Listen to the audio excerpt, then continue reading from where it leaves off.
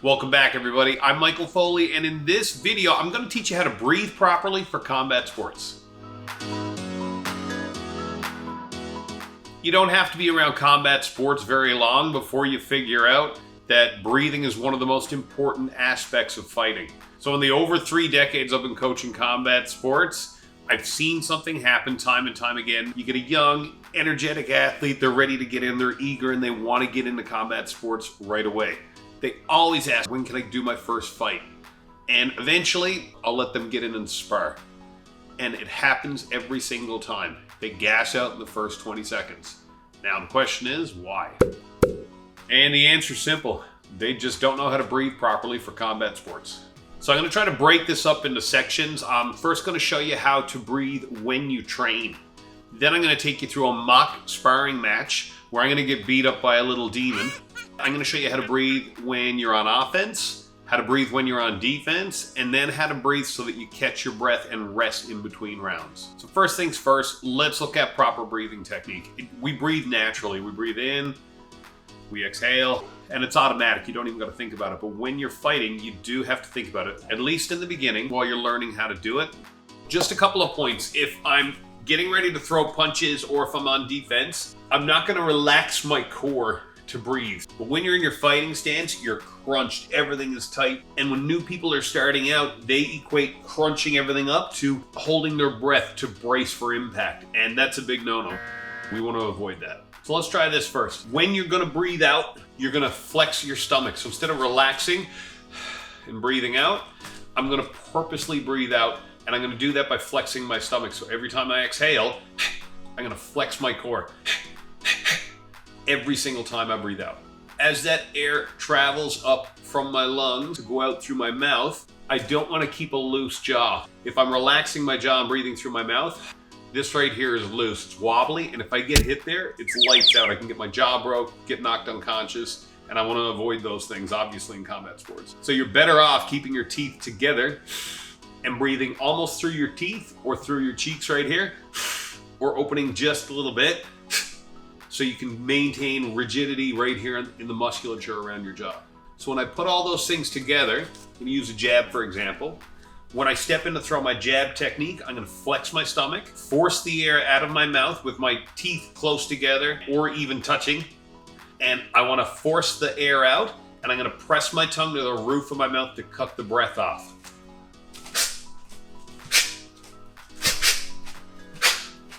If you double up the strike, you're gonna cut your breath in two. You're gonna do 2 flexions with your stomach.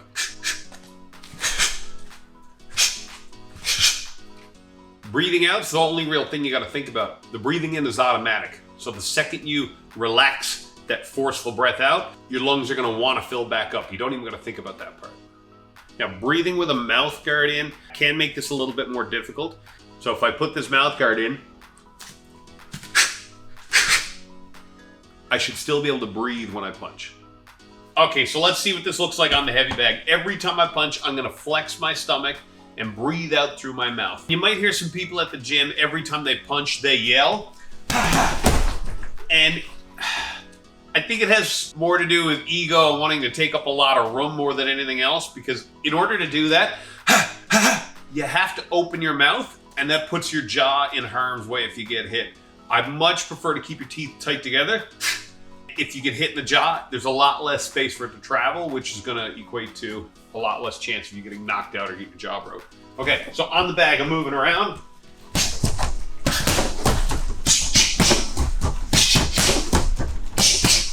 I've got Rowan here to help me out. She's gonna beat me up a little bit. So what I wanna show you guys here is at the start of a match, the bell rings, the referee says, seconds out, fighters in, kickbox. This is how you should breathe at the start of the match. This is the first place I see people holding their breath. The second the ref says athletes in, and then they say fight, they hold their breath. Now, whether or not they go on offense, or my partner beats me up, holding your breath at this moment is a huge mistake. Instead, here's what I want you to do. You meet your opponent in the center, the ref says fight, keep your core tight, stay on your toes, manage the distance. I don't want to get too close to them, that I can get hit. I don't want them to get too close to me so they can hit me. So I'm gonna manage the distance. You do that with long, straight shots. When I'm throwing those long, straight shots, I'm flexing my stomach. If they cover the distance first and they start teeing off on me, I don't want to hold my breath. In this situation, I want to breathe normally with my core tight. If I can time it, I'm going to exhale with their punches. So when she steps in to hit me, and that's going to ensure that I'm not choking my muscles from the oxygen they need. Now, in between rounds, you've got to breathe a little differently. You want to keep your chest up. There's other ways of doing this, but this is just how I did it with my coach. You want to keep your chest up, shoulders back. You're going to breathe in very deep through your nose. Exhale quick. In through your nose. Exhale quick. You want to get these breaths as deep as you possibly can. So a good way to practice this is to put your hand on your stomach, and as you inhale, it shouldn't pick up your chest and shoulders. What it should do is push your stomach out while your chest and shoulders stay neutral.